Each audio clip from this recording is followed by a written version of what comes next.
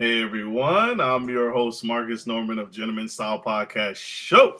And today I have an incredible guest coming to the platform today, and he is going to be speaking on parenting and establishing a rite of passage for young boys and young men coming out into themselves and figuring out who they are and what it means to be a man. And I couldn't be more enthusiastic to bring this guest to the show. You won't want to miss 1 second of what he's laying down. It's exciting. Here we go.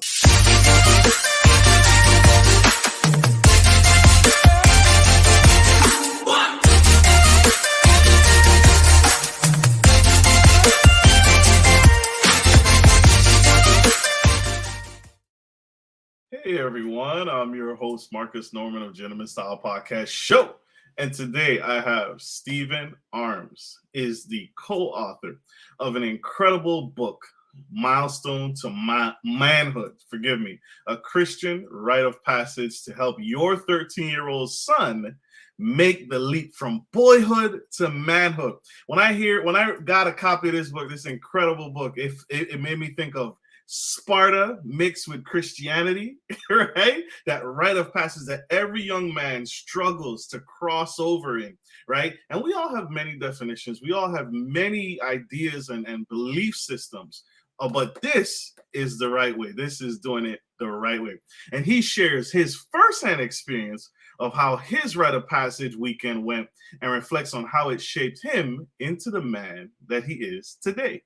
So help me welcome to the stage the incredible Mr. Stephen Arms. Marcus, thanks for having me. Absolutely. Thank you for being here on the Gentleman Style Podcast Show, sir. This is epic. Sir, you are phenomenal. I thank you for being here today and giving back in this way. I got to ask a question. First off, how? Why? Who's someone that has been an inspiration in your life, a biggest inspiration? Because this work of art does not fall out of the sky, right? Something caused this. So tell us, what inspired you to write the book? Well, I've had a lot of positive influences in my life. I would say that one of the biggest was my grandfather. We dedicated the book to him. He was the guy who came up with this whole concept of having a rite of passage for the 13-year-olds in the family. So he started the weekend. He gave it to my oldest brother, who's the oldest grandchild, and then every other grandchild down the line, boys and girls. So I would say that my grandfather had a huge impact on my life. And unfortunately, he passed away in 2016, and coming out with this book has been a way for me to honor his legacy and to continue something that he started many years ago.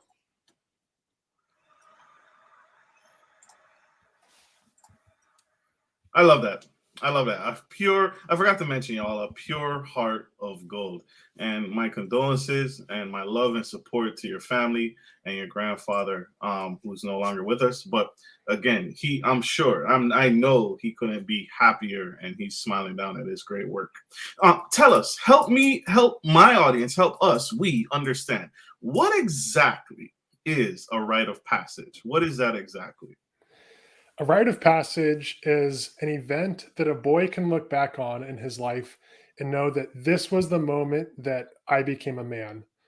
When we look at cultures from around the world, we see other examples of coming of age ceremonies, other examples of rites of passage. The most common or most well known is probably the Jewish bar mitzvah. In the Jewish faith, it's the bar mitzvah that helps a boy transition from boyhood to manhood. Once he completes his bar mitzvah, he's officially seen as a man. Another well-known example is the walkabout in Aboriginal Australian society. And in that rite of passage, the boys of the tribe are sent off into the wilderness to survive on their own for 3 to 6 months at a time. And when they come back from that test, they're no longer considered to be a boy, but they're considered to be a man, and they're eligible for marriage. Modern Western society doesn't really have an equivalent coming of age ceremony. And I think that's one reason why we are failing to develop men who are truly virtuously masculine. Simply put, most men today have never been told by another man that you are a man, that manhood has already began. And that's why we see boys extending their adolescence into their 20s and into their 30s because no one has ever told them manhood has already started. And that's significant, right? And because as you were speaking, I was literally, and even when going through the book, I was wondering when did it happen for me? And I think you touched on it. It's not happening in today's society. We're not having the conversation. I don't think anyone that I know had that. We see it with sweet 16s, quinceañeras with our women, but there's nothing for men, right? And so your family had this long tradition, this long standing tradition when your grandfather initiated. And now I'm sure this is going to be something that is in the arms legacy for many years to come into the foreseeable future. And so that's huge. Why else do you think we're not doing it? Is it too taboo? Is it strange? And why the focus on 13? Right? Because there's 12 years old. You could start this at 11 years old. Why the significance around 13 years old? Yeah, so 13 years old we feel is the best age for a rite of passage. It's an age where the boy is, he's becoming a teenager, so already it's kind of a milestone birthday in his mind. Um, and there's this tension developing between father and son. The boy is becoming a teenager. He wants to spread his wings a little bit more. He's pushing the limits, but he's not, a 16-year-old or an 18-year-old who, generally speaking, kind of ignore or dismiss anything that mom or dad say by that point. So 13 years old is still just young enough that he might actually listen to the advice being given to him, but he's old enough to understand the significance of the moment. Admittedly, 13 years old is probably it's young. It's a young age to tell a boy that he's a man, but we felt like it's probably better to initiate a boy into manhood a little bit too early rather than a little bit too late, right? By 18 years old, by 21 years old, boys have probably made some pretty significant life decisions without the full support of the other men in their family behind them. So that's why we feel that it's probably better to do it at 13 years old rather than a little bit too late. Now, that being said, if you have a son who's, 15, 16, even 18 years old, you could hold a rite of passage for him. I think that every father has the responsibility to tell his son at some point, son, I want you to know that I no longer see you as a boy, but I see you as a man. And if every father in this country did that, then boys wouldn't feel the need to try to prove their manhood to themselves. Mm. I love that. I love how you broke that down. And what are some benefits that you've seen personally of your rite of passage? Because I want to jump into your rite of passage story that your dad did for you. But what are some of the benefits that it benefited you today going through that experience with your father? Yeah, I think looking back at it, probably affected my life in two ways. The first is that when I was a teenager, I was always confident in my masculine identity. And I don't mean to say that I had like huge biceps and a puffed up chest as a teenager. What I mean is that anytime another adult growing up called me a boy, whether it was a teacher or a Boy Scout troop leader, whenever they would say something like "boys, boys, please settle down," because the class was being loud. Immediately, the first thought in my mind was, "I'm not a boy. I'm a man. I'm a man because my dad told me at 13 years old." So I never really questioned my status as a man growing up.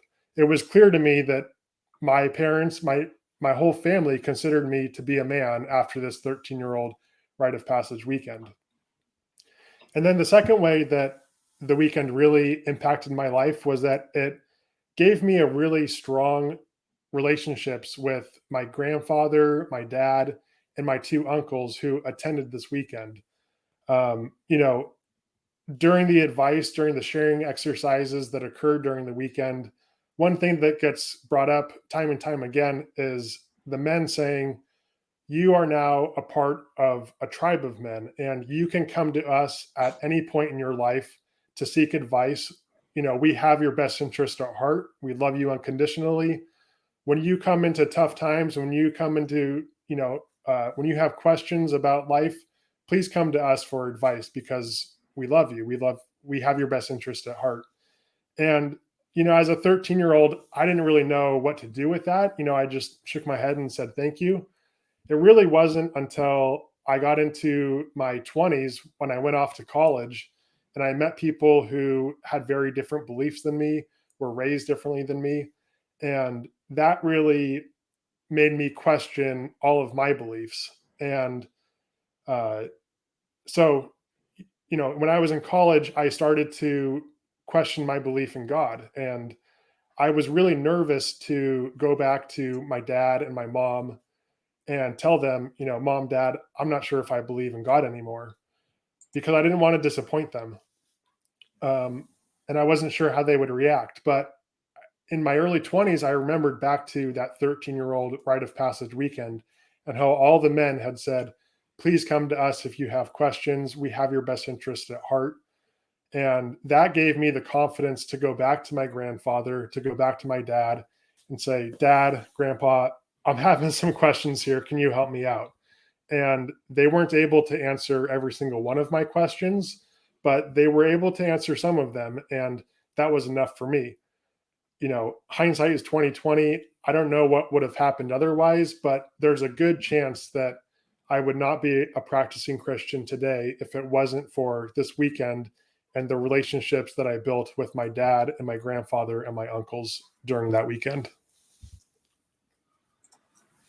This is major. I see a form of self-identity, right? Having that conversation and marking it with a this is the mark. This 13-year-old, here is the marker where I became a man.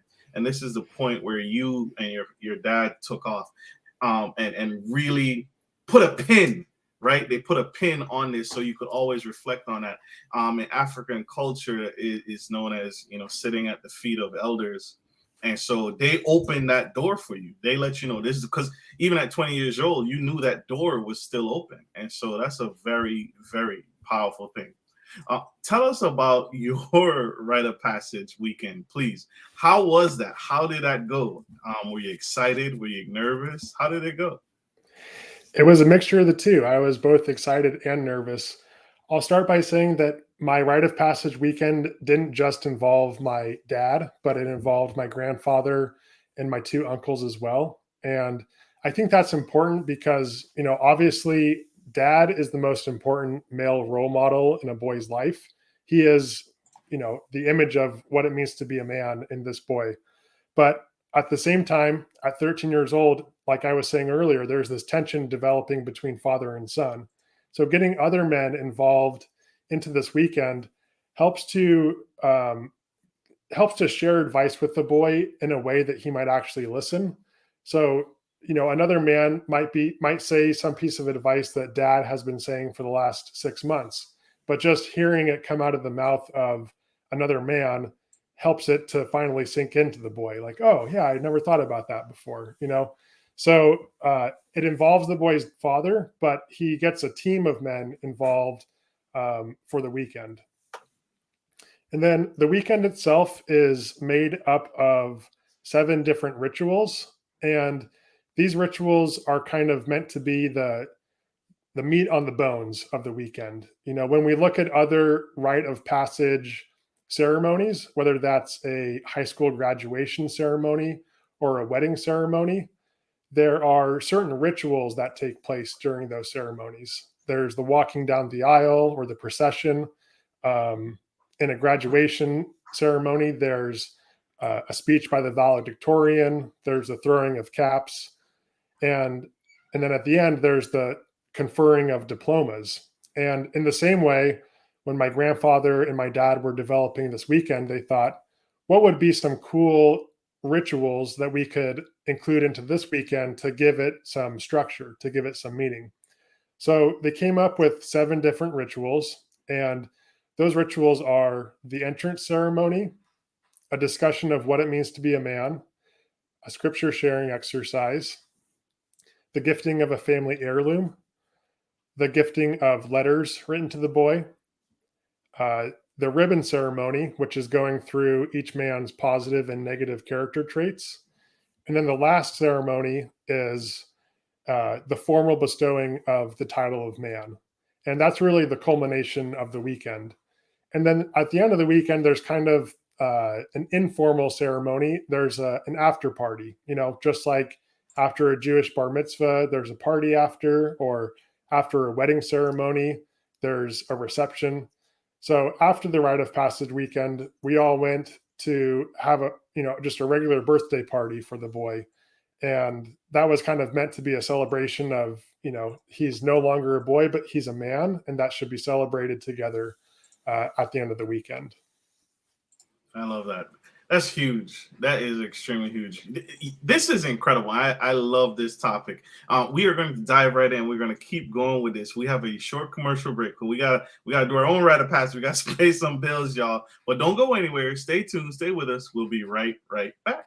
Good day, podcast listeners. This is your boy, Marcus Norman of Gentleman Style Podcast Show. I wanted to let you guys know that we will be rolling out a new feature and adding a join sponsor button next to the subscriber button here at the bottom of your screen. Once you click the button, it will display 3 membership levels. Gentleman Gentry, which is our entry level, Duke Duchess, which is our season level, and the Emperor and Empress, which is our most sophisticated level, which you will receive unique perks and benefits at each differing level and gain access to our community tab. We will also be sharing polls, upcoming events, and interviews, as well as receive feedback from our sponsors directly. Your support helps me find new and exciting guests to bring to the stage live. Well, in order to get the higher end speakers, it requires, you guessed it, money. So thank you for tuning in to my channel. And if becoming a sponsor sounds good to you, then select the join button below and choose your desired sponsor level. Let's continue to grow and serve the future of generations of men and women to come. Love you guys. Bye.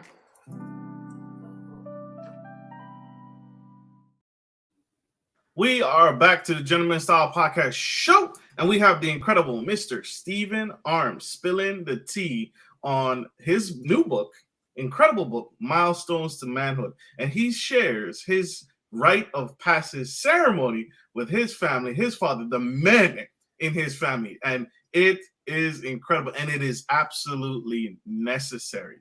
Because we are not getting that. We are not being fed that pinpoint date of when a boy transitions to a man. And so this is crucial. This is necessary. This is key. And Mr. Arms just shared his Rite of Passage and the 7 significant events that occurred on a Rite of Passage. How can other fathers set this up? What are some key things that they should focus on when setting up their Rite of Passage for their son? What can we do to set that up? Yeah, I think step 1 is to identify other men who will go on the trip with you. Identify other men who you trust to have a positive influence on your son and who would do something like this with you.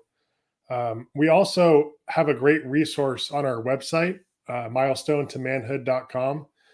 And, we realized, over the 20 years that our family has been doing this, we have a lot of tribal knowledge on how to organize one of these weekends, a lot of emails that went back and forth to the family. And we decided, why don't we clean those emails up and just post them on our website so that other dads can just go to our website, copy these emails, paste them into the body of their own email, send it off to the men. And these emails, they explain what a Rite of Passage is, why you want to do one for your son, and what the men are going to be doing over the weekend. So we've really given fathers the words that they need to organize one of these weekends. Obviously we can't hit send for you, but we've written the email out already. We don't ask for your email address. I know that a lot of guys don't want to be spammed these days. I totally get it. The emails are free to use. You literally just go to our website, copy them, and paste them into your email box. I love that. And so what I was hoping, I was waiting for, when I read this book again, I was looking for the Sparta, you had to slay a goat or a moose or an elk or something. Can we change or add anything? Where's the best spot to have a rite of passage? Is it in the woods? Is it at your local church or event center, community center? What are some good places to have a rite of passage ceremony? Yeah, 100%. I think, every father has to make that decision for themselves, for their own son. My rite of passage was held in a cabin about 3 hours from where I grew up. So kind of off in the wilderness. I will say that it's probably best for a rite of passage to occur in a place where the boy has never been to before. So my dad and my grandfather, when they were holding these rite of passages, they always found a new place that was outside of our hometown. They felt that just like Manhood was venturing into new territory for us, well, the weekend should reflect that. And we should go to somewhere new where the boy doesn't have any preconceived notions. He doesn't have any memories of this place. And like I said, he's venturing into new territory by going along on one of these weekends. And, to your comment, Marcus, about slaying a goat or slaying a moose, I mean, fathers can absolutely change this weekend how they see fit. If you want to do something more physical, more challenging with your son, I say go for it. Our weekend is a template, it's an idea, but nothing is written in stone. And I encourage dads to modify the weekend as they see fit to make it meaningful for your family and for your son. Yeah, meaningful, eventful. I'm thinking war paint, right? I'm thinking the whole thing. This is incredible, sir. There's a epidemic, right? And I can't do an episode with you without asking the hard questions, right? And so most of our young men are being raised by women. Is it still necessary to have a rite of passage? How can a young man whose father is not in the picture, how can he still have a rite of passage ceremony? And how do we work with that? Yeah, so that situation actually occurred in our family because one of my younger cousins is adopted from my aunt who never got married. So she's a single mother. And, she saw the benefit of her son experiencing one of these rite of passage weekends. So she asked my grandfather to lead up his weekend, and as you can imagine, he totally jumped at the opportunity. So I would say if you're a single mother listening to this and dad is not in the household, you should identify another man to organize one of these weekends for your son. And all of the weight is not going to fall on his shoulders because he's going to identify other men as well, 3 or 4 other guys to go along on the weekend with him. But I do think that it is very important that it is another man that is doing this weekend for him and not a woman, because you can't give what you don't have, right? And boys need to be told by men that they are men in order for them to believe it. And I can say, personally speaking, as a 13-year-old, when I had this weekend, I looked at my dad, my grandfather, and my 2 uncles. All of these men were married, had kids, had jobs, were good men, were much bigger and stronger than me. In my mind, there was no doubt, okay, that's a man. Those 4 guys, they're each men, 100%, no doubt in my mind. And the fact that they turned around and they told me, you are also a man, it was like, well, now I can't question it, right? Because logically speaking, these guys are men and they're telling me I'm a man, therefore I must be a man. I can't question it. So that's why I think that it's so important that other men organize and lead these rite of passage weekends for boys.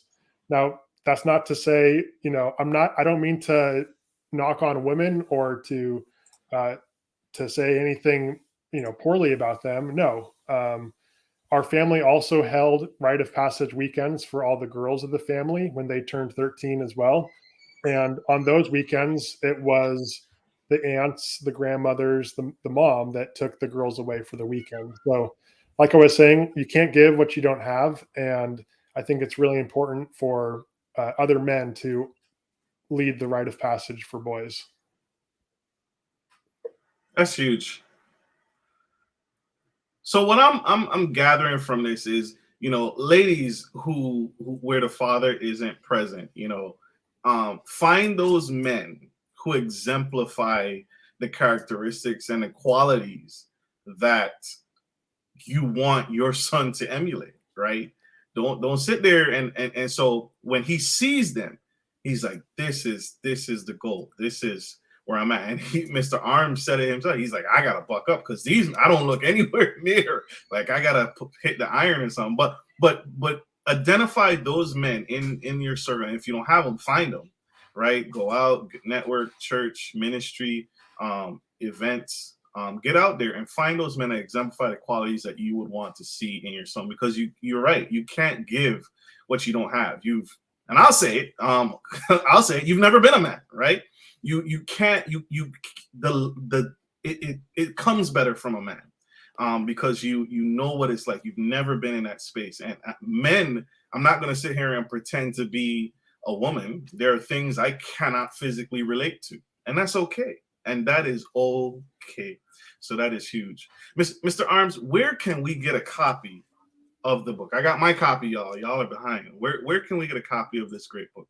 You can pick up a copy of our book on our website, which is milestonetomanhood.com, or you can buy it on Amazon as well. Just type in Milestone to Manhood in the search bar and it should pop right up. Absolutely. And I'm going to put this website up on the screen so you guys can see it. So absolutely phenomenal, incredible book. He lays down his story, the foundation, but get your copy available on Amazon and place your order today. It is absolutely necessary. This is how we change the future, y'all. This is how we change the trajectory of our young men. This is absolutely epic, Mr. Arms. And I got to say, to our young men in the audience, this episode has been absolutely incredible. You've dropped so many nuggets this show. Any final nuggets or encouragement? Because we're in a recession. We're in a pandemic, right? The world is crazy right now. Stock markets are down. Real estate's up. We don't know what we're doing. Any final words or advice you would give to that young boy watching this episode right now? Anything you want to tell him? I would say, in the absence of a rite of passage, boys are going to try to prove their manhood to themselves. In the absence of another man telling him, you are a man, the boy is going to try to prove his manhood to himself. And what that might look like is the sexual conquest of women. You hear guys say things like, she made a man out of me, or violence, boys getting in fights with other boys. What they're really trying to do is prove their physical superiority over another man to prove, right? If I can beat that man up, then I must be a better man than him. Or video game addictions, right? In a lot of video games, you can literally go out and slay a dragon. That totally plays into the male ego of proving yourself as a warrior, proving yourself as a man. And, there's nothing wrong with a little bit of video games, but there is something wrong with being totally addicted to video games and getting your identity from video games. So what we argue is that in the absence of a rite of passage, boys will try to prove their manhood to themselves. And that's why it's so important for fathers to bestow the title of man and to tell them, son, I just want you to know, I no longer see you as a boy, but in my eyes, you are a man. And if every father in this country did that, this world would be a much better place. And it's not only men that benefit, it's women that benefit too, right? It's the women that this boy goes out on dates as he grows up. It's the women who he ultimately marries and has children with. When men are acting like real men, then women win out as well. Yeah. You create a wholesome man. You create a better man, a better quality of man. You're so right. Mr. Arms, thank you so much for being here. This is epic. Again, thank you for making time for us. Thank you for giving back in this way. Again, y'all, get a copy of this book. You got to check him out. And again, his website, put it back up on the big screen, milestonetomanhood.com, www.milestonetomanhood.com. And if you can't connect with him, connect with me, and I'll get you to him, and I'll get you to that website. Absolutely phenomenal. We got to let our guest go. He has many more engagements. He has many more Rite of Passages to give. But I thank you all for being here. Like I end every show, thank you for being here. Take care of your families, take care of your homes, and always, always take care of business. This is Marcus Norman, your favorite gentleman, and Mr. Stephen Arms signing off. Love you guys. Bye.